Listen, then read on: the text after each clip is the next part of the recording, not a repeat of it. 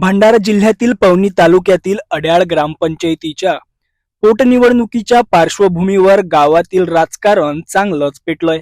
उपसरपंच शंकर मानापुरे यांनी विद्यमान सरपंचांवर थेट भ्रष्टाचाराचे गंभीर आरोप करत राजकीय वातावरण ढवळून काढलं आहे। मानापुरे यांच्या मते सरपंचांना गावाच्या विकासापेक्षा ठेकेदारीत अधिक रस असून अनेक विकास कामे रखडली आहेत। इतकंच नाही तर अड्याळ गावाला नगर पंचायतीचा दर्जा मिळण्याच्या प्रस्तावालाही सरपंचांनी विरोध केला। यामागे आर्थिक फायद्याची भीती असल्याचा आरोपही त्यांनी केला आहे। या वादातून सरपंच गटातील 4 सदस्यांना अपात्र ठरवण्यात आल्याचा गंभीर आरोपही समोर आला आहे। सदस्य अपात्र झाल्यानंतर सरपंचांनी जल्लोष केला आणि महिला सदस्यांबाबत आक्षेपार्ह वक्तव्य केल्याची टीकाही मानापुरे यांनी केली आहे। महिलांचा सन्मान न करणारी व्यक्ती गावाचं नेतृत्व करण्यास योग्य आहे का, असा सवाल उपस्थित करत त्यांनी मतदारांना विचार करण्याचं आवाहन केलंय।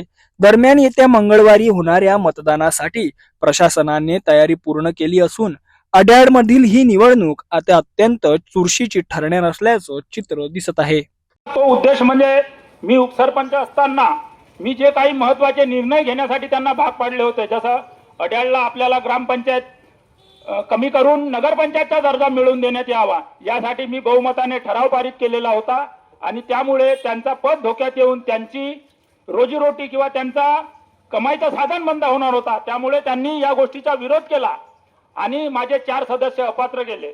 4 सदस्य अपात्र झाल्यानंतर ते तिथेच थांबले नाही, तर त्यांनी 4 सदस्य अपात्र झाल्यामुळे त्यांनी विजय दिवस म्हणून केक कापून महिलांना अपशब्द वापरले। आपल्या सर्वांना माहीतच आहे, 2 तलंगा आणि 2 कोंबळे अशा पद्धतीचे त्यांनी शब्द वापरले आहेत। खरंच अशा पद्धतीचे वाक्य करणारा व्यक्ती, गावाचा प्रथम नागरिक, खरंच महिलांचा मान सन्मान करू शकतो का, हे आपल्या सर्वांना माहीत आहे। त्यांनी 3.5 वर्षामध्ये फक्त आणि फक्त पैसे कमावण्यासाठी भ्रष्टाचार केला आणि तो भ्रष्टाचार मी उघडकीस सुद्धा आणला। परंतु आपल्या सर्वांना माहीत आहे, माननीय जिल्हाधिकारी साहेबांनी जो निर्णय दिला आणि त्यांना जो अपात्र केले, परंतु ते विभागीय आयुक्त मध्ये जाऊन त्यांनी त्यावर स्थगिती आणली आहे आणि ती स्थगिती कशामुळे मिळाली हे सुद्धा आपल्या सर्वांना माहीत आहे। तर जो सरपंच गावाच्या समस्येकडे लक्ष देत नाही, म्हणजे आपल्या ज्या बेसिक गरजा आहेत, ज्या मूलभूत गरजा आहेत, वीज, पाणी आणि साफसफाई, याकडे त्यांची कधीही लक्ष राहत नाही। त्यांची लक्ष जी असते ते फक्त आणि फक्त ठेकेदारी करण्यासाठी।